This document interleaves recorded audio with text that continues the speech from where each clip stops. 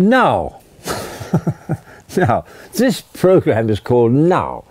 Maybe this is a little bit pretentious. I mean, what do we mean by now? I suppose it's a philosophical problem. So obviously this program, my name is Father Alan Griswold. So this guy is going to begin preaching. Well, that's true to a certain extent, but I'll try not to be preachy.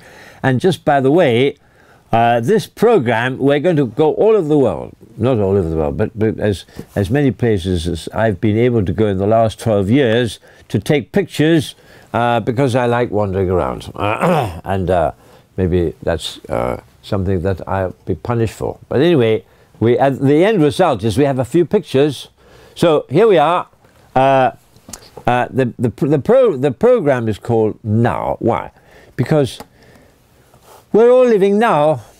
The Catholics say this is the sacrament of the present moment. But the point is, what is now? How do I, as a man or a woman today, encompass the whole of creation now? This is the problem. And we are, for example, so some people say that the cells in our body contain fragments from the galaxy. They say on the galaxy there's enough fragments. So as we're sitting here, we have aeons of history in our bodies. In other words, so as I'm sitting here, my body and your body is full of ancient stuff from galaxies light years away. So whether we like it or not, because this word now, why I chose this word now is because it's called, the word modern comes from now. I think, if I haven't forgotten my Latin, I spent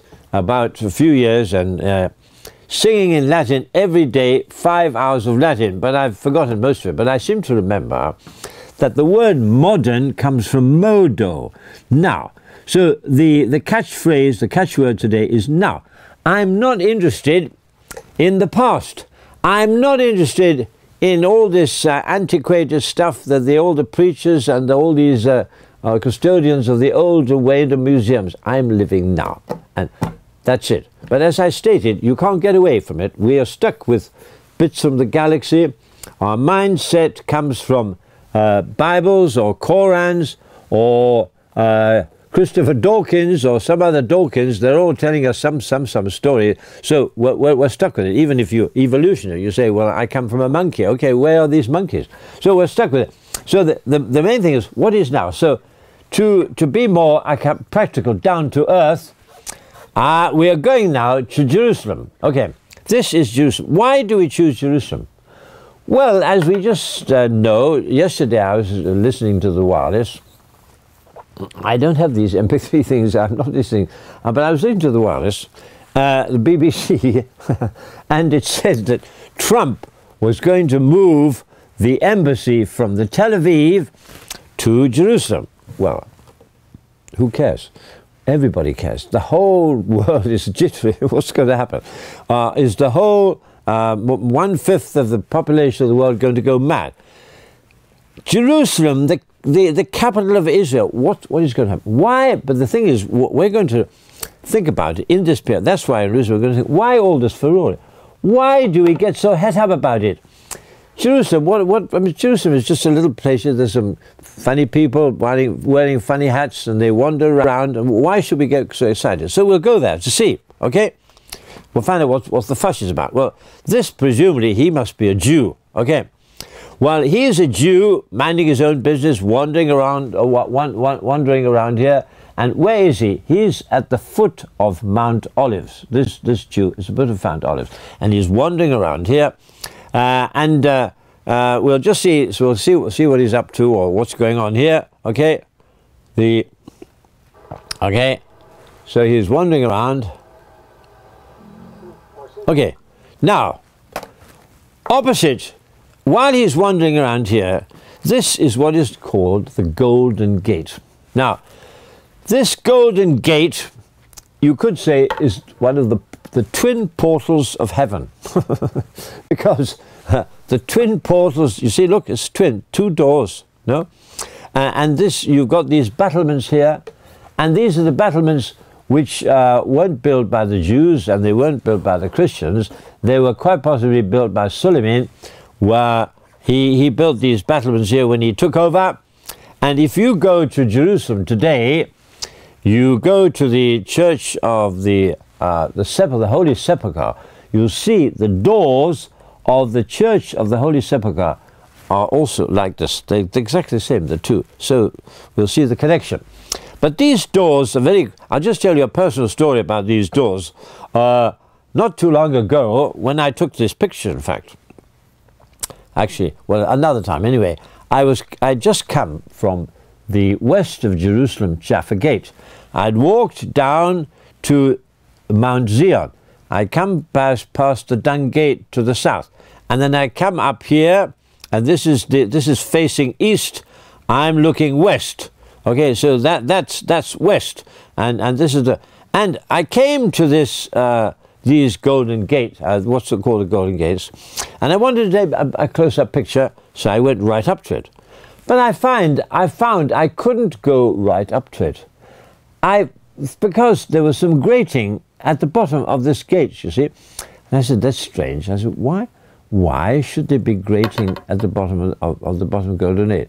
And I didn't know why. And I came back and I took out the books and I said, 100 years ago, some other chap, maybe he wasn't a chap, maybe he was, anyway, some other fellow, he was going along here and he was doing the same. He was going to take a picture of the Golden Gate, and lo and behold, he fell down, and he saw underneath here another gate. Oh, it twigged. This was the original gate that Jesus walked through 2,000 years ago. This was the original gate that the whole of the King Herod's temple, etc., the whole history of these golden gates. Now, every day Jesus used to go to the temple behind here. This is Temple Mount. He used to go out behind here and he would preach. Then he would come up through these gates and he would cross the Kedron Valley. This is a valley here. Just by the way, we'll see. We'll have another view of this to see. This is the Kedron Valley, and he would come to where we are now. We just showed the foot of Mount Olives, and this he would perhaps do this daily. Anyway, very frequently he went through these gates, and all sorts of important people came through these gates. For example, when the Persians invaded Jerusalem, they captured Jerusalem, they took away the pieces of the Holy Cross, the cross. That's why we say, we have the English saying, touch wood. What does that touch wood come from? I believe it comes, you know, in the old days they used to believe in these stories. And they said, touch wood, touch the cross. So people used to believe that the cross was the thing. Some people have different ideas today. But anyway, the relics of the so-called relics of the true cross were stolen, taken by the Persians and taken off. And